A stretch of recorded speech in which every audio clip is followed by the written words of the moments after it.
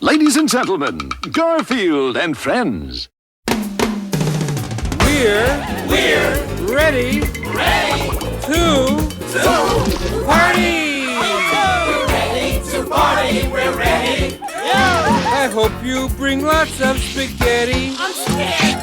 Come on in, come to the place where fun never ends. Come on in, it's time to party with Garfield and friends. Dancing, Fiesta, romancing, siesta, samba, la bamba. Ay caramba, disguises, surprises, and pies of all sizes. Come on in, come to the place where fun never ends.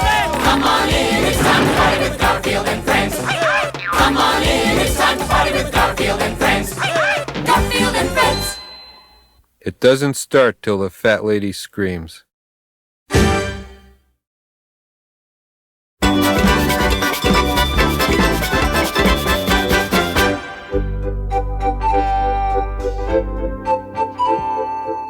Good morning. Today we present a story about my favorite subject, cats eating. May we have a little storytelling music, please?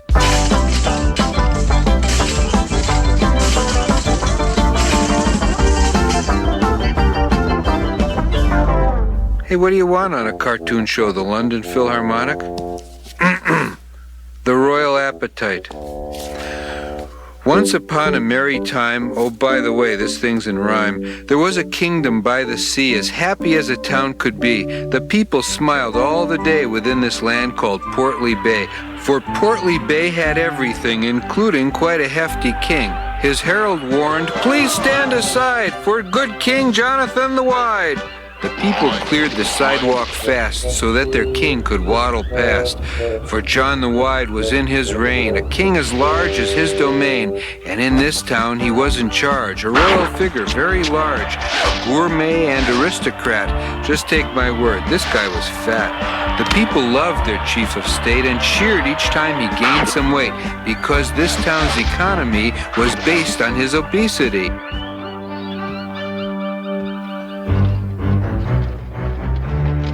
Each year a king from far away would bring a gift to Portly Bay.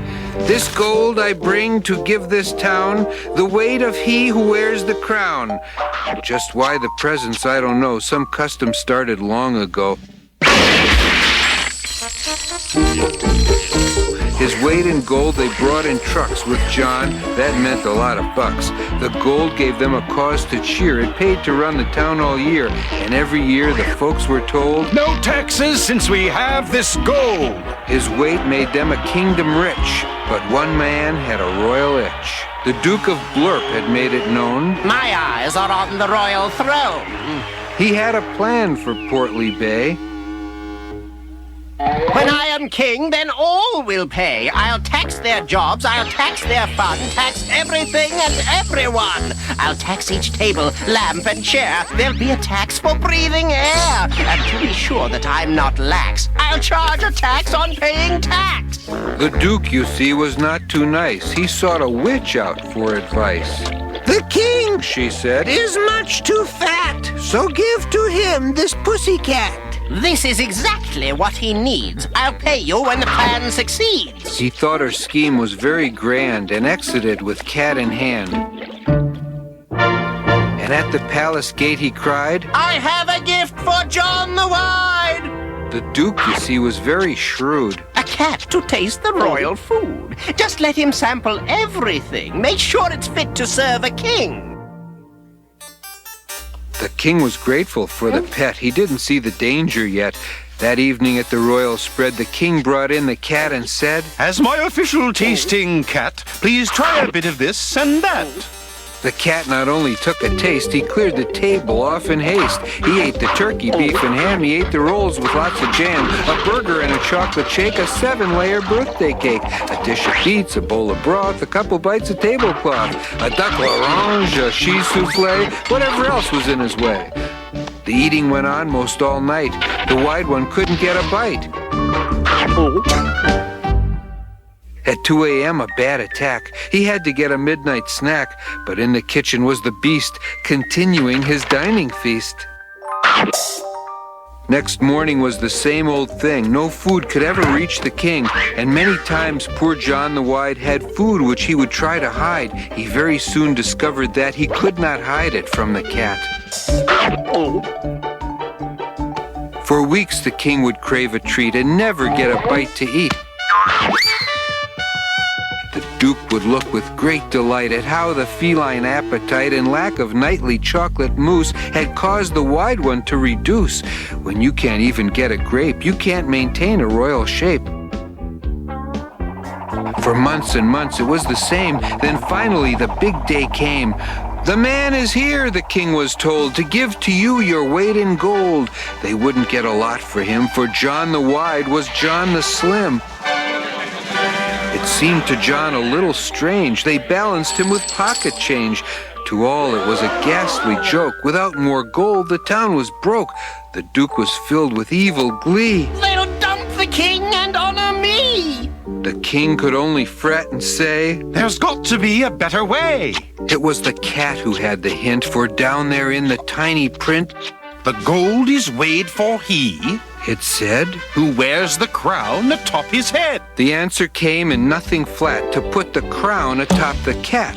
For if the gold were to his weight, the town would have a richer fate. And so they piled gold galore and needed still a little more to balance what the feline weighed required every cent they'd made. The people cheered and laughed and cried, more gold than earned by John the Wide. The Duke was not a happy man. That witch gave me a stupid plan. And when she asked him for her pay, he told her, Sorry, sis, no way. The Duke forgot it's very rash to stiff a witch expecting cash. She'll cast a spell and you'll become a jackass, mule, or something dumb. So the cat had saved the day for everyone in Portly Bay. The biggest feast they could afford was thrown together as reward. But as he watched the cat consume, the king said with a certain gloom, To feed him for a year, I feel, means we lose out on this deal. The moral, folks, it must be told, a fat cat's worth his weight in gold. And now this tale I must suspend, for I have come to the finish.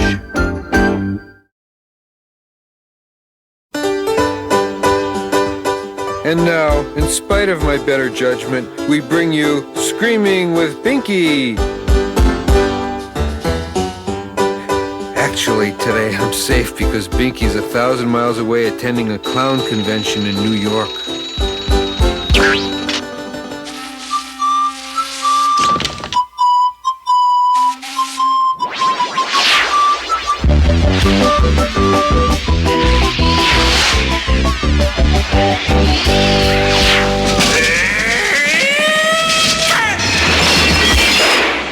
Great connection. We'll be right back.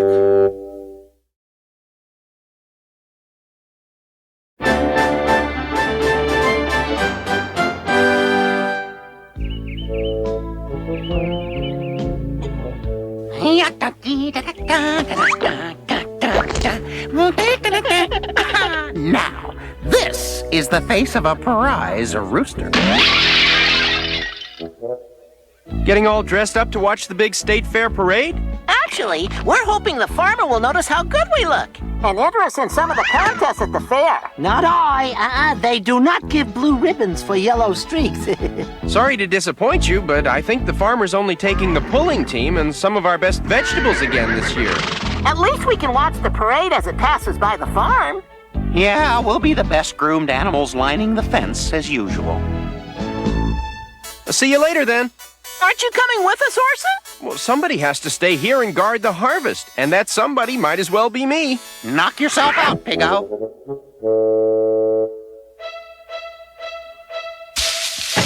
We're gonna clean that barn out of vegetables. How are we gonna get him with our little brother guarding him? I got it all figured out. You know how Orson can't resist a book, right?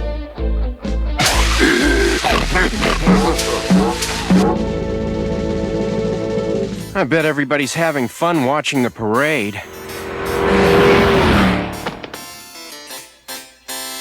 Hey!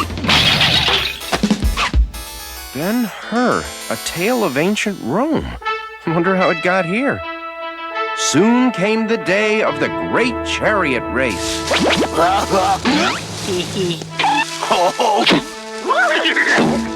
This was the day on which Ben-Hur had staked his life. Easy there, my noble steed. You must save your strength and energy for winning the race today. Orson Ben-Hug, there is much wagering among the spectators in the stands. The people are betting on the brothers Gort, Mort, and Walt to win. You can beat the odds and become a very wealthy man if your horses are the swiftest. I chose to match my trusty team against my sworn adversaries, not for money, but for honor. They falsely accused me of crimes against the Empire.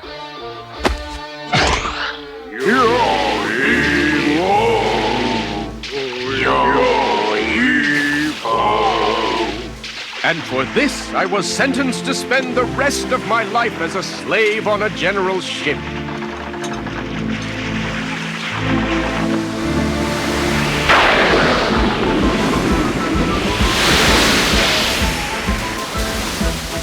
But for the hand of fate, a lifeguard course I took as a child, and the chance rescue of the general, I might have perished there.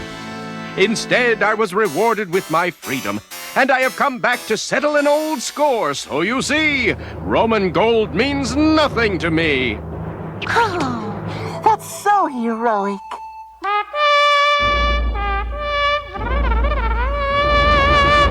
The trumpet calls, and I must prepare. So forget heroic.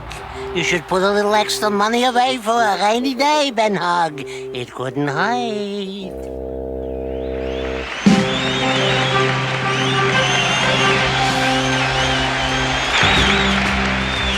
Ben-Hug! The spectators are all giving a cheer. Ben-Hug! To the Empire's favorite charioteer. Ben-Hug! His rig may not look too fancy, but Ben-Hug is one speedy pig in a chariot. Ben-Hug! Ben-Hug! Ben-Hug! Ben-Hug! Ben-Hug!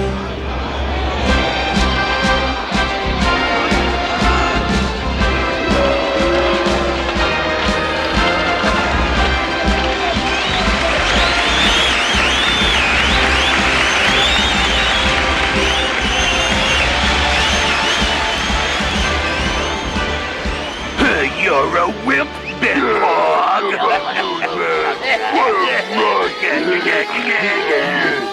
Hooray for Ben-Hug! Hooray! He's my hero-type person.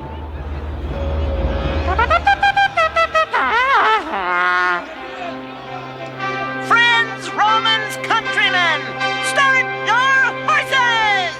They're off and all the chariots are in a cloud of dust. The dust has cleared and Ben's ahead. He'll win this race, he must. But wait, those mean old hoggy boys are up to no good. If Ben hasn't paid his health plan, well, maybe he should. Ben-Hog is in trouble. Ben-Hog is behind. Ben-Hog is down. Ben-Hog, never mind.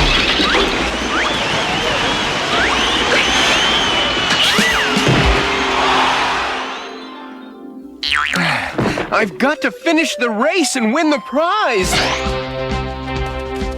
Giddy up. I must get back into my chariot. Uh-oh, our brother's coming after us. This'll stop him.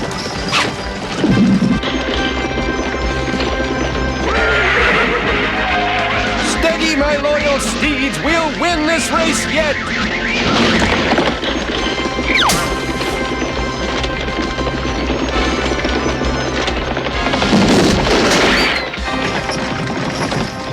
Wow, this sure is an exciting parade. Author! I just wish they had more floats. I love floats. Ooh, that one wasn't bad. Too bad glad Orson wasn't here to see it. Whoa! That one was okay. Faster, you stupid horse!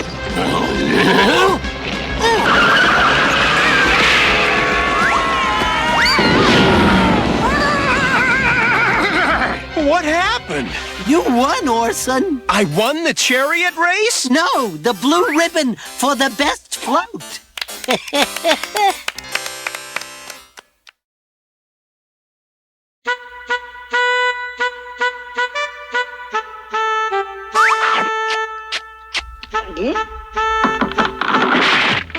This chair isn't level. That's easy enough to fix.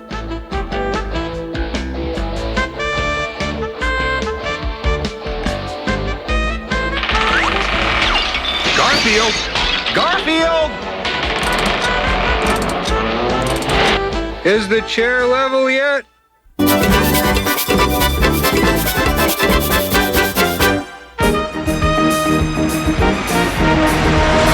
It's about 10 more miles to Cactus Jake's Dude Ranch, guys. Well, you must be really suffering with all that fur, Garfield. I'm fine as long as my supply of snow cones holds out. Hey, Odie, want a lick? Yeah! You have no idea how long I've waited to do that to him. Well, I hope you have enough snow cones for 10 more miles because... Ugh! They got me, Louie. Tell Ma I loved her. And bury me not on the lone prairie. Garfield, it's just a flat tire. Boy, you're no fun. I hope the spare tire has air in it. What? Garfield, you took the spare tire out to make more room for snow cones. Is that it? Hey, pal. Necessities of life. You realize what a mistake this is? You're right. I should have brought less lemon and more grape. I'm going to walk back to that gas station we passed a few miles back. I'll be back as soon as possible. Try and stay out of the sun. Well, I'd better save my snow cones for later. It's later. It's farther than I thought.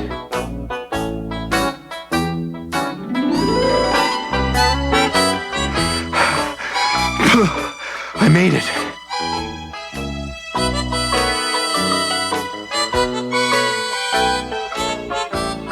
Excuse me. Welcome to Seymour's self-serve service station. You can pump your own gas, check your own oil, and wash your own windshield. I have a flat tire. You can also fix your own flat tire. We don't do that, too. But my cat, my dog, they're out there in the desert all alone.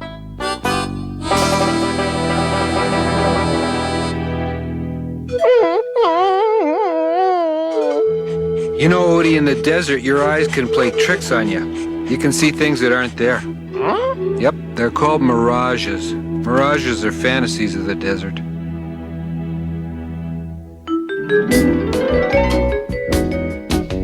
What do you see out there, boy? Odie! Odie, you cashew-brained canine! Odie, it's a mirage! There's nothing out there but desert, and more desert, and more...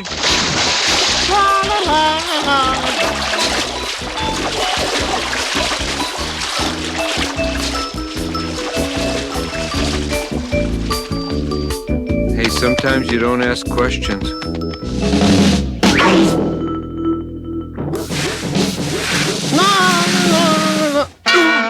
Huh? It was a mirage, Odie. A mirage.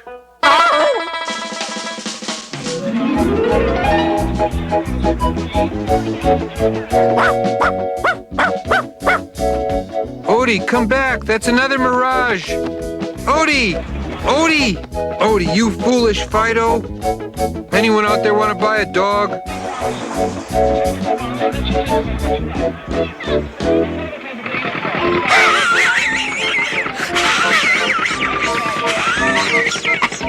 Odie, there is no merry-go-round there. Huh? No, it's a mirage. No merry-go-round. No horsey. No horsey. Odie, your brains are a mirage. Now let's get walking back to the car. It's that way. Where is it it that way. Odie, we're lost in the desert.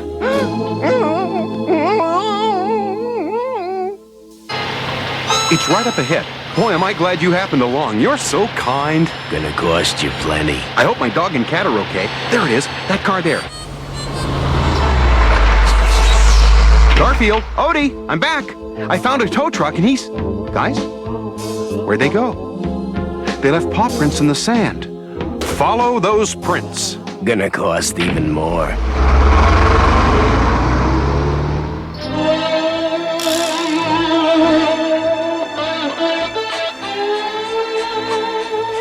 That's it, Odie. I can't go any farther.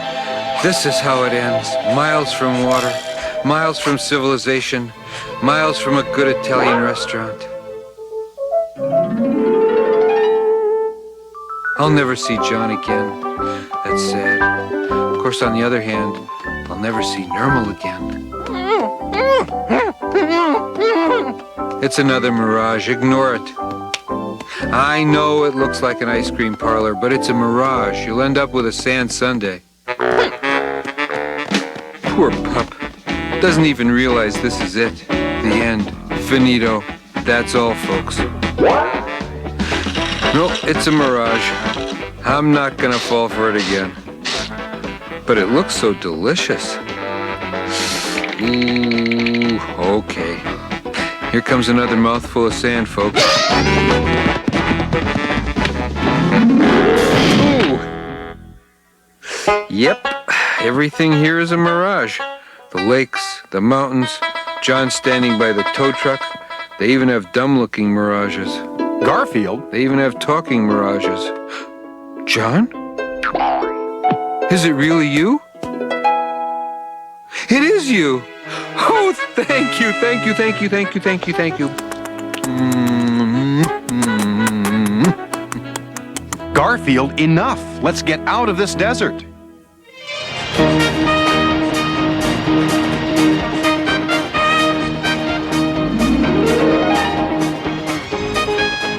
That's the second largest lasagna I've ever seen in my life. No, Garfield, that's just a mirage. We're back at the car. Please fix the tire as fast as you can. Gonna cost you.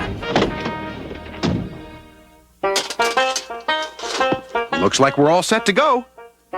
Let me go. There's lasagna out there, and women, and lasagna. Garfield, it's a mirage. Now, here's your money. He was a mirage. But we got here, and the tire's fixed, and... Let's not ask questions. Let's just get out of here. But the lasagna oasis... That was a mirage, Garfield. Can you believe that? He didn't want our lasagna.